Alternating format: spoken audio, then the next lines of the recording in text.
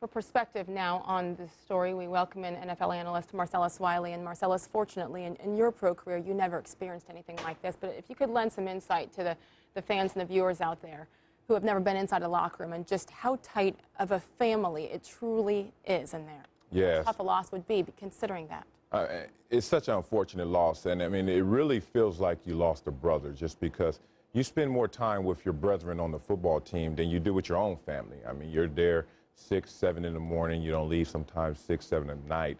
And it's a fraternity of sort in the sense that everyone is bought in. Those 53 men have bought into the same common purpose, same common goal.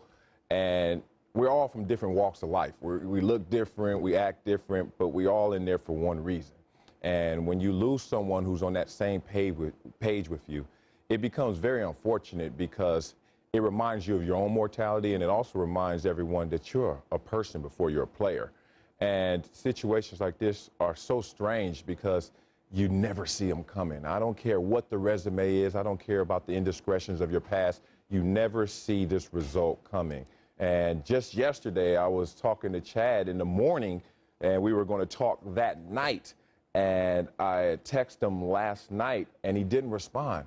And I thought that was weird. So, ignorant to the fact of Chris Henry's situation, go on the internet and realize that he was in the car accident and sat there for 3 hours in my hotel room just scouring the internet, looking for any and every detail to try and find out what was going on with Chris Henry. Never played with Chris Henry, but just feeling that same external family, that extended family, that fraternity that I was talking about earlier. What is your reaction to the last couple of years with Chris Henry? Obviously well documented, his struggles, his troubles off the field since being drafted by the Bengals in 2005. But since then, in the last year or so, he really had remained clean. And it says he was turning his life around. Yeah. And now this, your reaction? I mean, it's so tough to see that a guy, it's so easy for us to just condemn someone when we see of their issues of the past, and we see it played out in the public and him being arrested at times and all the things that he had to deal with being in and out of football. But you knew of the talent and you knew what he could do on the football field. And the way that I always wanted to respect a person like a Chris Henry is that they're a fighter, that they're trying to make things better. And you can see it, and you heard it in his voice, that he was trying to turn the corner. And he actually had turned that page.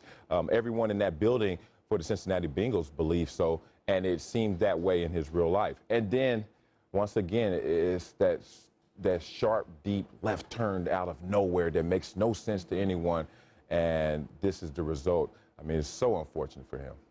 At the end of the day, this is a business, and unfortunately, his teammates still have a job to do, and in 3 days, they have to take on the San Diego Chargers, a huge game. So how, as a team, as players, do you switch gears and unfortunately put this in the back of your head and focus on the task at hand? It's going to be very difficult. They're going to be preoccupied mentally the entire week, the entire season with this memory and this loss. What you have to do, and it's weird as a football player, the only thing I can relate it to is when something happens on the practice field, a guy could go down with an injury, a broken bone, whatever. You see it. I mean, we saw it last week with DeMarcus Ware and a sprained neck. Totally different severity, but you just have to. And it's so tough, and it's so hard for other people to understand. You have to move on. You have to move forward.